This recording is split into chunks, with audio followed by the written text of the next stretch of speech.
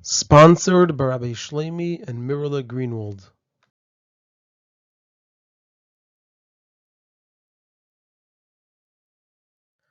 This is a Sicha from Likutei Sichos, Chelek Alef, Parshas Tetzaveh, Sicha Beis, and the topic of the Sicha is that in this week's Parsha, we learn about the Choshen and the Urim VeTumim that were placed in the Choshen, and there are two Rashis on this.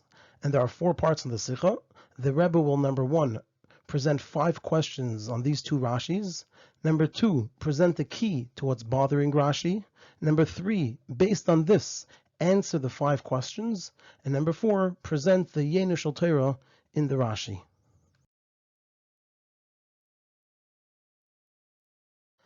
On the pasuk in our parsha, "V'nesata el Choshen hamishpat es ha'urim v'esatumim," and you should place in the Choshen hamishpat the Urim v'tumim, v'hoyu alev Aaron b'voy lefnei Hashem, and they will be on the heart of Aaron when he comes in front of Hashem.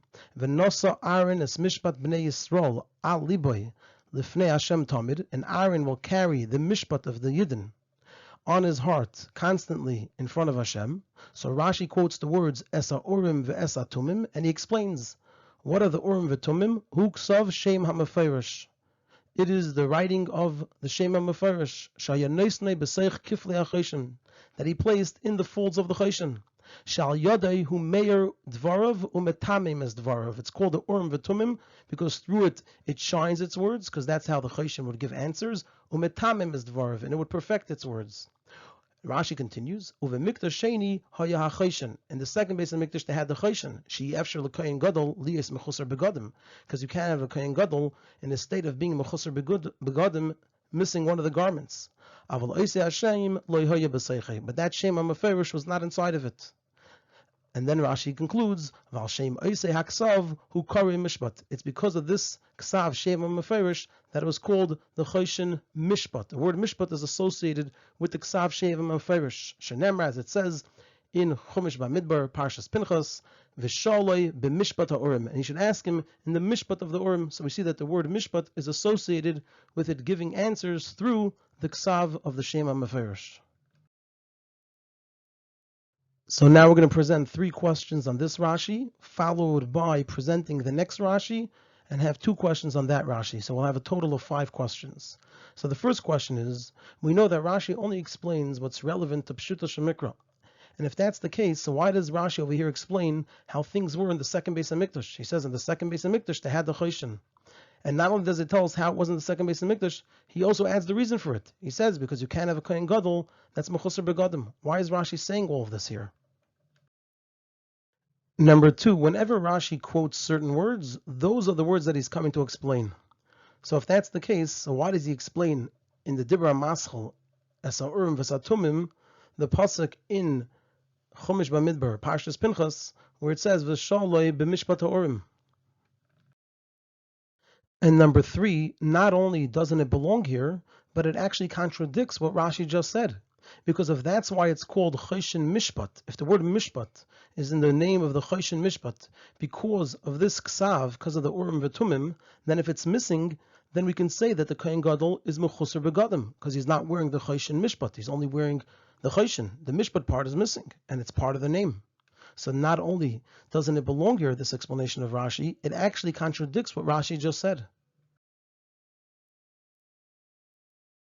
The next Rashi quotes the words from the end of the pasuk Es Mishpat B'nei Yisrael, where it says V'nosa Aaron Es Mishpat B'nei Yisrael Al Liboy, and Rashi explains Dover Sheim Nishpatim V'nei Chochem Al Yodoi Im Lases Dover Eloi Lases Dover. This is a thing that they are judged and proven through it whether they should or shouldn't do something. That's why it's called Mishpat, because it's judging to tell them what to do or what not to do.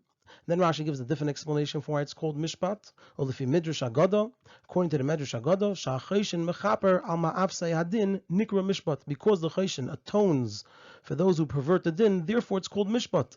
Al shem slichas hamishpat, because it atones for things that were done wrong in the din, which is the same as in areas of Mishpat.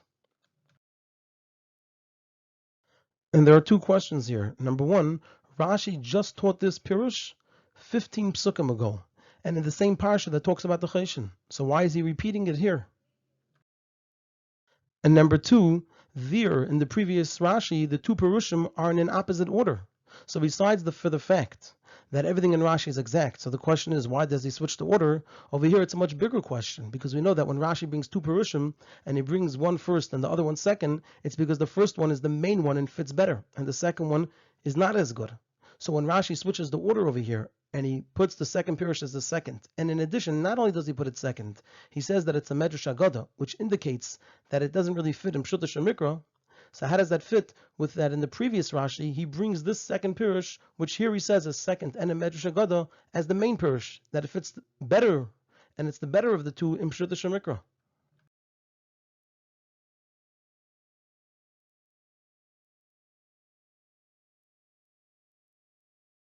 Now we're going to move on to the key of the Sicha. And the key of the Sicha is to understand and see what's really bothering Rashi. And once we see what's bothering Rashi, then we'll understand everything that Rashi says and why he says what he says. And that way all of our questions will be answered. So the explanation in all of this is as follows. After all the details of the making of the Choshen are described, so it says, and this is the pasuk right before our pasuk, V'nasa Aaron Eshmeis B'nei Yisrael b'Choshen HaMishpat al Libay, and Aaron will carry the names of the Yidden in the Choshen HaMishpat that's on his heart, Bevoyel HaKodesh, when he enters the Kodesh, L'zikaron L'fnei Hashem Tamid, so that it should be a zikaron in front of Hashem Tamid constantly. And so it seems that this ends the discussion on the Choshen. But then the next pasuk says, and this is our pasuk, V'nasat el Choshen HaMishpat es Urim VeTumim, you should place into the Choshen Mishpat the Urim and Tumim, V'hoyu Alef Aaron Bevoyel L'fnei Hashem, and it'll be on the heart of Aaron when he comes in front of Hashem, and V'nasa Aaron is Mishpat B'nei Yisrael Alibay L'fnei Hashem Tamid, and Aaron will carry the Mishpat of the B'nei Yisrael on his heart in front of Hashem Tamid constantly. So the way we would explain it is that since this next pasuk is written separately, it's understood that it's something added to the Choshen, and it's not part of the Choshen itself. This Urim VeTumim is something which is added. However, once Rashi says that what are the Urim VeTumim? It's Huksav Shem HaMeferish, Shayanes Nebesech Kiflei HaChoshen. It's the Ksav Shem HaMeferish that they put within the folds of the Choshen, Shal Yodoi Hu Meir Dvarav Umetamem Es Dvarav, that through it shines its words and perfects its words. So it's through the Urim VeTumim that the Choshen operates. So then it seems that it is part of the Choshen, and that's what's bothering Rashi. And that's based on this we'll understand everything that Rashi says afterwards.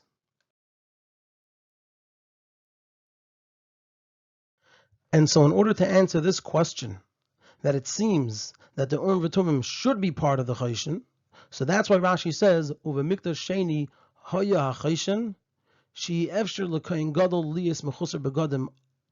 And the Mikdash Sheni, they had the Choshen, because you can have a Kohen Gadol that's Mechusar Begadim, Aval Oiseh Hashem Lo Hoya B'Seichei. But that shame, the Urim VeTumim, was not inside of it. So we're answering now the first question on Rashi. This is why Rashi adds these words, because this proves that the Urim VeTumim weren't part of the Choshen itself, since the Kohen Gadol wasn't a Mechusar Begadim when he had the Choshen without them. So clearly we see that it's not part of the Choshen. So that's why Rashi says this in order to answer the question. It seems that it is part of the Choshen. He says, no, it's not part of the Choshen. That's why it's written separately. And we have a proof to this from the fact that in the second Beis HaMikdash, the Kohen didn't have the Urim VeTumim, and he wasn't a Mechusar Begadim. So clearly we see that it's not part of the Choshen.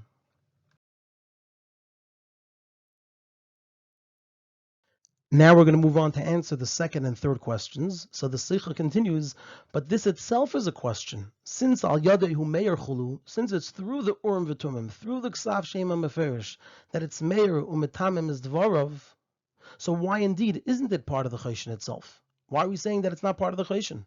And therefore Rashi continues and explains that it's only related to the aspect of Mishpat, which is added to the Choshen. That's what Rashi says, Val Shem Oiseh Aksav Hu Karim Mishpat. So that's why Rashi brings this pasuk from Parshas Pinchas to answer this question. Why indeed is it not part of the Choshen? So Rashi says, because it's not part of the Choshen itself. The Choshen exists as a complete thing on its own, and if the Kohen's wearing it, he's not a Mechusar Begadim.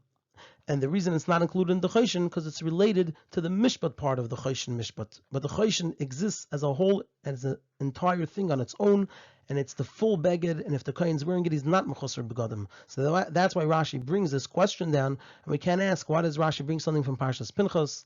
And it's a contradiction to what he said beforehand. He's bringing this down because there's a question in the Rashi itself. Why indeed is it not part of the Choshen? So Rashi has to answer this, since it seems so integral to the Choshen. And Rashi answers it based on the pasuk in Parshas Pinchas, and based on his answer, we can understand why the kohen is not mechusar begadim as long as he has the beged of the Choshen, even if it's missing the aspect that it gets through the Urim VeTumim, which is the mishpat part of it. After learning how Rashi understands the psukim, so we could see that it's for this reason of Rashi, that the Torah first describes the Choshen itself and concludes with its purpose, that the Choshen's purpose is V'nosa Aaron es Shmois b'nei Yisrael Gomer Lizikaron Lefnei Hashem Tamid. He's going to carry the names of the Yidden, that they should be remembered in front of Hashem Tamid. And only afterwards the Torah teaches about the Urim VeTumim, which is related to the aspect of Mishpat. And then it again concludes with its purpose, V'hoyu Alef Aaron Gomer, and V'nosa Aaron es Mishpat b'nei Yisrael Gomer. So there's two things over here, both of them are separated, and that's why the Torah presents them separately.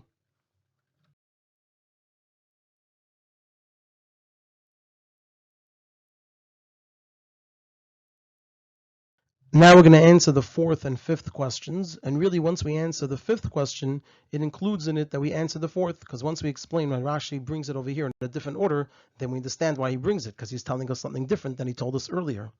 So this is why, based on what we just said above, this is why Rashi chooses to say that Davar Shem Nishpatim V'nei Chacham Chulu as the first pirush for why it's called Mishpat, because it fits with what he just explained. Rashi just explained in his previous pirush, Val Shem Oisei Aksav, the Urim VeTumim, that Ksav of the Urim VeTumim, that's why who kara Mishpat. Shenamar V'Sholei B'Mishpat HaUrim. So the word Mishpat is associated with the Urim VeTumim that Rashi told us. What do? Al Yodei Hu Meir Dvarav Umetamem is Dvarav. So that's the idea of Mishpat. That's Davar Shem Nishpatim V'nei Chacham, that it tells us what to do. Which is the only way, like we just explained at length in the Sicha, to learn the psukim, which are saying that the Urim VeTumim weren't part of the Choshen itself. They were something separate, and that's why it's written here entirely separately. However, and now we're going to explain the previous Rashi. Earlier, before we had this proof, Rashi reverses the order. And the reason is, since the word mishpat fits better with saying din than birur dvarim. Rashi says that the word mishpat can be related to either din or birur dvarim. Din would be that it's mechaper, that it atones for ma'afsei hadin. And birur dvarim would fit that through it they would be nishpatim v'nei chacham, what to do. So since the word mishpat, in terms of the individual word, fits better with din than birur dvarim, that's why Rashi picks that one first in the earlier Rashi.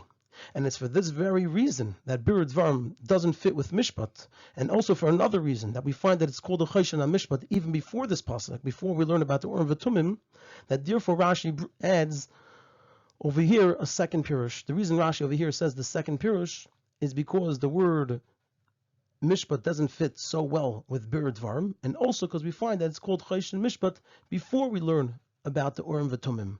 So it seems as if it's a Choshen HaMishpat even without it. However, since it only fits with the translation, that's the main thing. The main thing is that the word Mishpat fits better with din than birur dvarim. So since it's something so small, but it doesn't fit with the general discussion, like we elaborated in the whole Sicha, so therefore Rashi brings it second, and also only as a Medrash Agada, because in terms of fitting into the flow of the Psukim here, where we see that they're two separate things, it doesn't fit in at all.